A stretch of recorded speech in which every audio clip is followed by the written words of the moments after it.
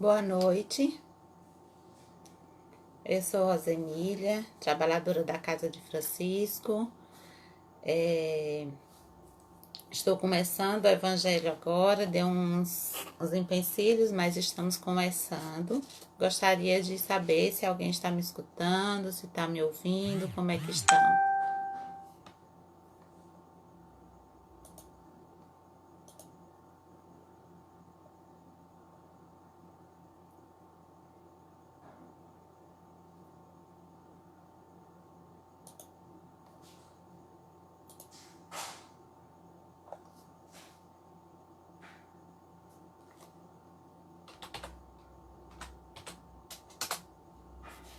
Pronto, já estou vendo aqui que o pessoal está chegando, né? Desculpem aí os transtornos, mas eu estava tentando entrar aqui e deu um probleminha na net, mas agora a gente vai começar a dar o início ao Evangelho, né?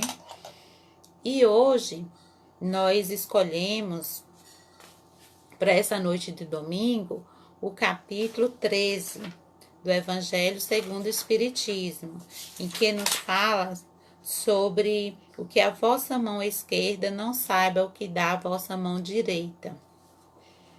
Boa noite a todos, que sejam todos muito bem-vindos, que bom estar com vocês aqui. E nós vamos falar um pouquinho do item 7, convidar os pobres e os estrupiados. E para a gente debater um pouco esse evangelho, eu vou ler um trechinho para que a gente possa entender melhor o evangelho, essa passagem do evangelho. E ele fala o seguinte: ele disse também àquele que eu tinha convidado: quando oferecerdes um jantar ou uma ceia, não convideis nem vossos amigos, nem vossos irmãos, nem vossos parentes, nem vossos vizinhos que forem ricos, para que ele não vos convideis em seguida, por sua vez, e que desse modo vos retribuíam o que receberam de vós.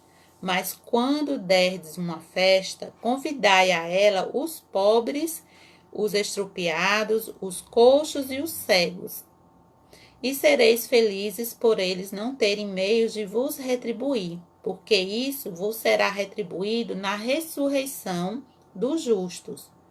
Um dos que estavam à mesa, tendo ouvido essas palavras, lhe disse: feliz é aquele que comer o pão no reino de Deus. Lucas, capítulo 14, versículo 12 a 15. Vamos entender essa passagem pelo lado espiritual. Jesus falava muito por parábolas e a gente precisa entender a essência dessa palavra. Quando Jesus nos convida para estar, para convidar à nossa mesa os pobres e os estrupiados, são porque, na sua simplicidade, não terão como retribuir aquilo que a gente faz para eles. Não quer dizer que as pessoas de classes sociais não possam estar conosco, porque todos nós, seres aqui encarnados, passamos por algumas dificuldades, sejam elas morais ou materiais, e que precisamos auxiliar o nosso próximo nas suas dificuldades, mas que a gente auxilie sem retribuição. É praticar a verdadeira caridade, amar ao próximo como a si mesmo, é praticar a lei de amor, é ajudar aqueles que estão precisando. E para a gente dar continuidade um pouco, eu separei um trechozinho do livro Boa Nova, para a gente ler uma linda reflexão que Humberto de Campos nos traz pela psicografia do nosso querido Chico Xavier.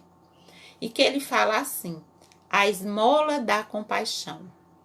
De portas abertas, a serviço da caridade, a casa dos apóstolos em Jerusalém vivia repleta de rumorosos tumultos. Eram doentes, desiludidos que viam rogar esperanças, velhinhos sem consolo suplicavam abrigo. Mulheres que traziam no braços crianças aleijadas, que o duro sofrimento, mutilara ao nascer. E de quando em quando, grupos de irmãos generosos chegavam à vila, acompanhados de alienados mentais, para que ali recolhesse o benefício da prece. Numa sala pequena, Simão Pedro atendia prestimoso. Fosse, porém, pelo cansaço físico ou pelas desilusões ao contato com os hipócritas do mundo, o antigo pescador acusava irritação e fadiga a se expressar. Nas explicações, nas exclamações de amargura que não mais podia conter, ele começou a julgar aqueles que ali chegavam. Quem com muito orgulho, ele acusava a cada um que ali chegava, se realmente eles eram merecedores daqueles benefícios lá na casa dos apóstolos, das curas, quanto muitas vezes mulheres chegavam lá e ele perguntava: quem era você? Que outrora eu via você espancar os seus escravos até a morte. Será que você é merecedora desse auxílio? Saia daqui, vá embora, você não é merecedora. E assim, até o final do dia, Simão Pedro ficou se comportando de tal maneira.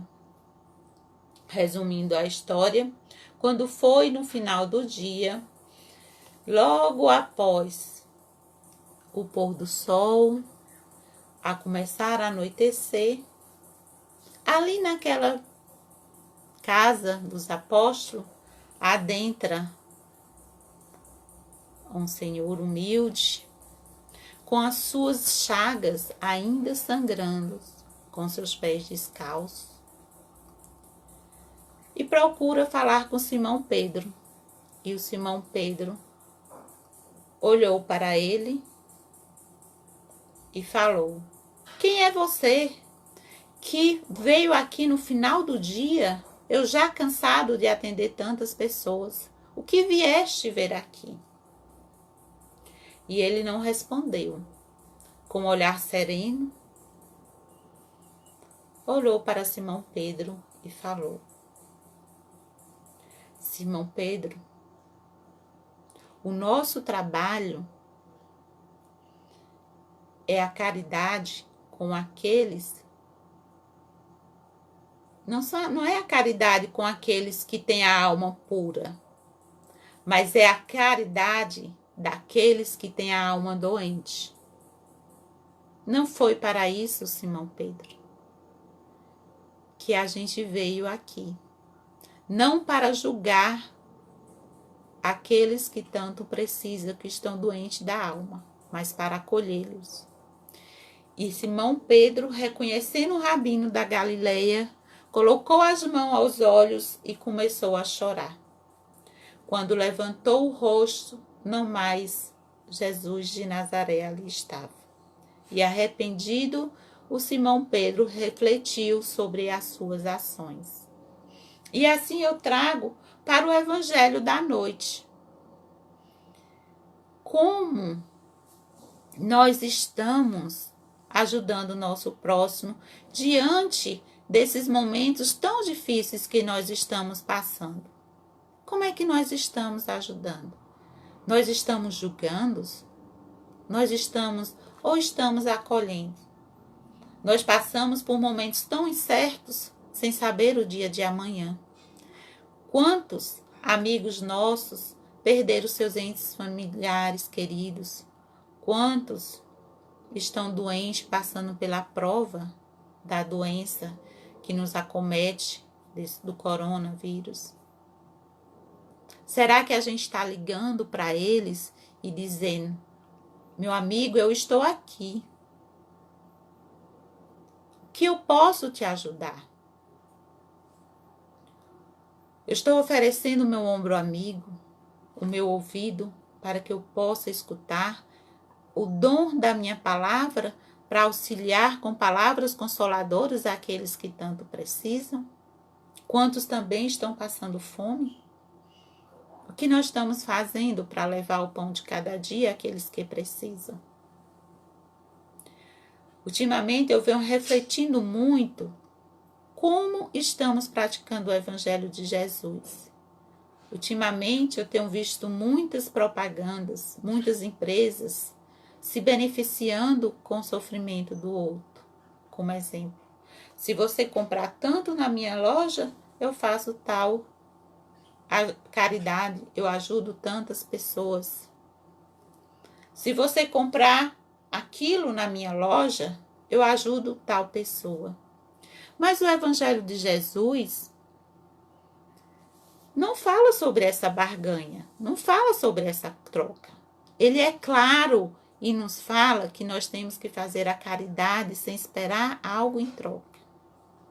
Eu entendo que muitas pessoas têm que se unirem para ajudar a outras. E às vezes o nosso meio que nós temos de mídias são necessários para ajudar. Mas não colocando condições que a gente vai em contra ao Evangelho de Jesus. Que a gente ajude sem retribuição, mas que ajude de verdade, porque eu estou vendo o meu irmão precisando de auxílio. Que eu ajude sem julgamentos. Nós também vivemos em um meio que essa oportunidade de estarmos mais tempos com nossos familiares. Nós passamos muitas vezes no nosso dia a dia no trabalho, fazendo outras coisas e pouca convivência no ambiente familiar. E hoje nós estamos sendo convidados pela dor a conviver com os nossos familiares. E como nós estamos convivendo? Porque é uma grande oportunidade para a nossa reformulação íntima, da nossa reforma íntima. Eu estou aceitando a minha família, o meu parente com seus defeitos, com as suas qualidades? Eu estou colocando condições para eles estarem ao meu lado? Ou eu estou entendendo o seu momento de evolução?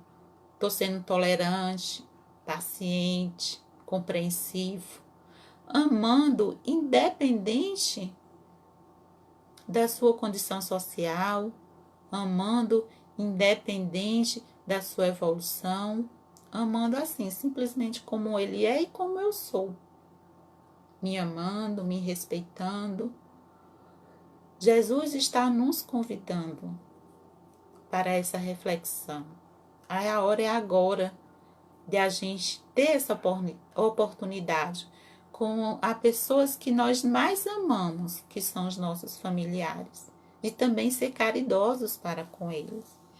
A irmã Rosália fala aqui nesse capítulo, no item 9, a seguinte frase: a caridade moral consiste em suportarmos uns aos outros, e é o que menos fazei neste mundo inferior, onde estás encarnado no momento.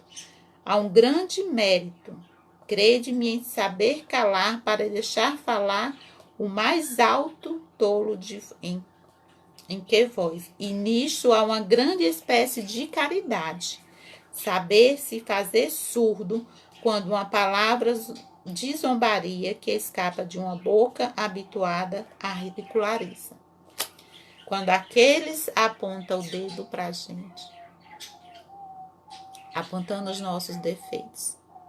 Será que ainda nós temos condições de ficar surdos, como a irmã Rosália nos fala? Ou a gente imediatamente também faz como Simão Pedro fez?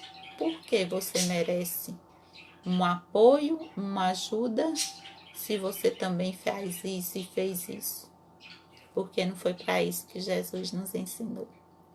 Não foi para isso que foi feito o Evangelho. Jesus veio nos ensinar a amar, a ser tolerante. Eu sei que é muito difícil. Eu também não estou aqui acusando nem julgando, porque eu também estou passando por essas provas e estou tentando ser tolerante. Ora eu caio, mas amanhã eu reflito e revejo o meu erro e procuro ser tolerante, porque o meu próximo também precisa de mim. essa oportunidade de a gente mostrar o melhor que a gente tem, o melhor que a doutrina espírita nos ensina, que é vivenciar o Evangelho de Jesus, é poder praticar a caridade, convidar para estar ao nosso lado os pobres e os estrupiados, aqueles que têm dores no coração. Nunca vivemos tanto momento de angústias, de depressões, de solidão, de desespero. Deus nos chamando para ter fé, para ter caridade, para ter esperança. Eis a hora, meus irmãos, de a gente poder ajudar a todos, indistintamente, independente de sua classe social, mas principalmente aquele que também precisa do pão material, que está faltando o pão na mesa. A gente pode fazer algo por alguém. E o que é que eu posso fazer hoje? Essa fica a reflexão da noite. Vamos ajudar, vamos fazer o que Jesus disse, vamos ajudar aquelas almas que estão doentes. Não as almas que são puras, porque elas já são puras, elas que nos ajudam. Vamos procurar fazer nossa parte. Um pouquinho, que nem o beija-flor fazia, apagando o fogo com uma gotinha de água. Ia lá e colocava um pouquinho de água no seu bico e queria apagar o incêndio. Mas ele fazia a sua parte, nem que seja um pouco, mas era importante. Meus amigos, boa noite, paz e bem para todos, que tenham uma semana repleta de bênçãos, de reflexões e que a gente possa vivenciar o Evangelho de Jesus nesses dias tão precisando dos nossos irmãos que tanto precisam e a gente também precisa. Um abraço fraterno e carinhoso a todos. Vocês, paz e bem.